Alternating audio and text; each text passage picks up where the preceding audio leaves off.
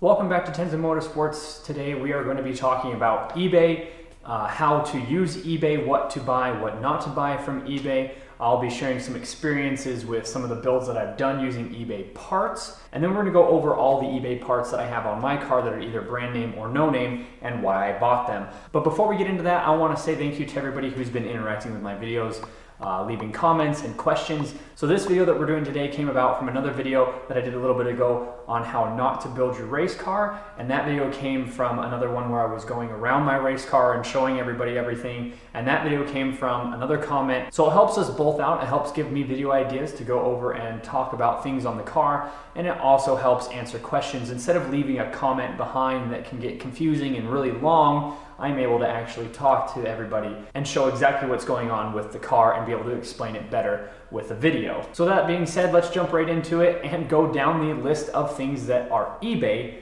on my car. Now, I apologize if I'm talking really fast. I have a lot of parts now that I actually made a list of everything. I've got a lot more parts on my car that are eBay than even I thought that I had.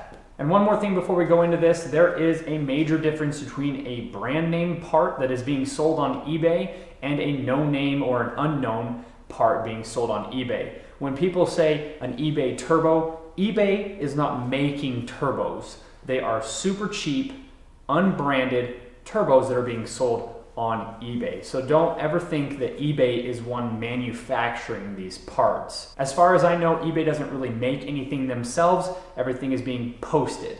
And this is where your research comes in. If you find something you like, do your research, dig around on it, and find out if it's going to work for you and your car. So going through all the parts front to back on my car that are brand name, we have a Duraflex GTR hood. We have Bosch headlight lenses, Depot corner markers, IJDM toy halo rings, Depot side markers, an ATI steering wheel column gauge holder, NRG steering hub, quick release, steering wheel and seat mounts, Advant wheels, and a BMW trunk.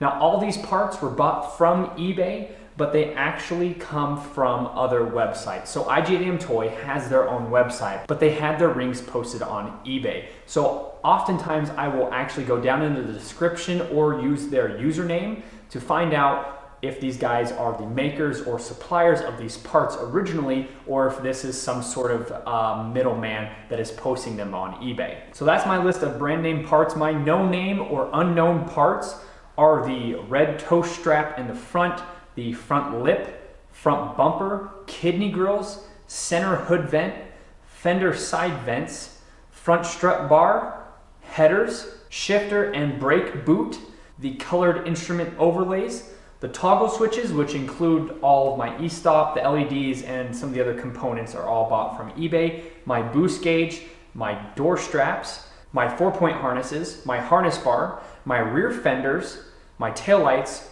rear bumper, and exhaust tips. So that's quite a long list of the no name and the unknown parts that I bought for my car. Now, let me give you a quick explanation why I bought what I did.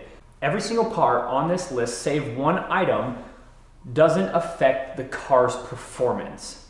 For example, let's start at the front toe strap. I bought that one strictly for looks. I have my real one just underneath it. If I were to pull the car around, I would just use my actual tow hook and leave the strap alone. The front lip was really just a spacer in between my bumper and my splitter. My front bumper, again, that's mostly for looks. I bought it because it has a bigger mouth and I needed a bigger mouth for my intercooler. The kidney grills, the center hood vent, and the fender side vents, those pieces right there, again, don't really have much to do with performance. The shift boots, the colored gauges, the toggle switch panel, my boost gauge, the door straps, a lot of these other things don't have really anything to do with performance, and if they were to break, it wouldn't affect the car. Now, we're gonna go over my headers, and I'm gonna talk about real quick why I bought the no-name headers instead of buying the brand name. So there's two reasons why. One reason was for content. I wanted to do an eBay headers because that's a pretty popular subject when it comes to these E46s, is to do the really super cheap no-name headers because everyone says that they work really well, and so far, they've been working great. There's no leaks, and I haven't really had any problems with them. The second reason is the Active Auto Works ones that I was going to buy that were like $300 or $400. Those were sold out on back order, and the only other ones being sold were the Super Sprint. I think there was another company, but those were $1,100 or $1,200 for the headers. So that's the reason why I bought the eBay headers. So if you go down this entire list of unknown and no-name items, there's not a single thing on that list that if it were to break or fail, it would significantly damage the car. Obviously, if your front bumper fell off and you ran over it, you could damage things. But that's pretty rare of a front bumper, especially if you mounted it properly. Now, one other thing I want to go over are my harnesses. These are a 4-point Tanaka harness. And I got a lot of crap on several videos because I showed these off and everybody was like, hey, when are you gonna buy actual harnesses? Those are on the way. I do want to do those. I bought these like 4 or 5 years ago and I haven't had any problems with them, and that's why I haven't replaced them. Yes, they would be unsafe in a wreck. So I am looking at doing the roll cage. Obviously, I'm not gonna be putting airbags back in the car, and then I'm gonna be doing a real harness setup, and then the harnesses will grab the roll cage when I finally get one of those in the car. But as a harness, it holds you into the seat while you're just doing little things like maybe a track day or an autocross or something like that, where they're not really inspecting your safety equipment. You can easily get away with a set of these harnesses. But if you wreck, you'll find out very quickly why they're cheap. So eBay is a great place to do your cosmetic enhancements. So what you want to do is type in your car and find pictures and items that you like for your car, and then do your research from there. Even though my front bumper and hood and a couple of these other items actually have other functions, such as added vents or a bigger mouth on the front, there are a lot of cosmetic enhancements that you can buy using eBay that don't affect the performance of your car. Namely, my rear bumper. I bought my rear bumper because I wanted the quad exhaust. Again, if that rear bumper were to fail, I wouldn't really have any issues. The car wouldn't break down. My rear bumper would just fall off, I guess. I don't know. In worst case scenario, yeah, the rear bumper falls off. So I'm not super worried about the unknown name parts on this list. And even going over to my brand name parts, there's a lot of those that if they were to fail, it wouldn't really affect the car. The wheels of the car would definitely affect it if my wheels were to break or something like that. That's pretty rare. You would have to have a super cheap set of wheels and be pushing quite a bit of horsepower to spin the hub out of the middle of them. So you want to be careful when you're buying your wheels, and the steering wheel itself, the quick release and the steering hub. If those were to fail and you were driving, then you could have issues. So at this point, I want to go and talk about the pieces you do not buy from eBay if you don't know where they're coming from and you don't know what brand name they are. There are so many good pieces you can buy from eBay that list is far longer than the pieces I wouldn't buy from unknown manufacturers selling their stuff on eBay. Things such as most engine components, your wheels, your brakes, which include your rotors, pads, and calipers, suspension components, including control arms, bushings, coilovers. I would be super careful about anything like that if you don't know the brand name or the history behind the parts that you're buying. Anything to do with your drivetrain, your clutch, drive shafts, differential options, I would stay clear of anything that's no name. So that sounds like a pretty short list of things not to buy from a no-name eBay seller, but those truly are the pieces that can ruin your car. If you buy a cheap set of headlights and they go out, you're just out $150, $200.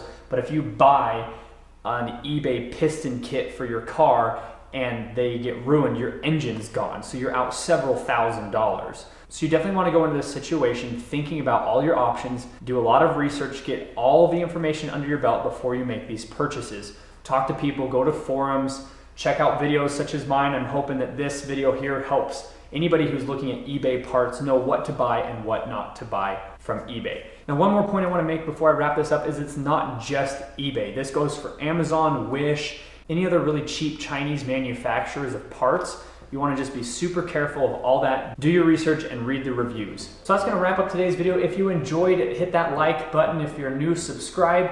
And always leave a comment if you have anything to say or any other questions to ask. I'm definitely looking for more video content, and I think it's pretty fun to actually answer these questions in video form instead of typing out a big long paragraph. Also check out my Patreon, link in the description below. I will also have a link to my front bumper in the description. That is kind of a long story and I didn't want to explain it. Basically, I bought my original front bumper from eBay and I busted it and I needed a new one. And when I went to go buy another one, I didn't do my research and I bought the wrong one and I didn't want to risk it again. So I went up to Hard Motorsport up in Spokane, Washington, and that's where I got the bumper that I have now. But it's the exact same one that was sold on eBay. But I'm going to have a video that goes over that a little bit more in detail if you're looking at Coupe versus Sedan front bumpers for your E46. That will be in the description below. Thanks everybody for watching, and until next time, we will see you in the next video.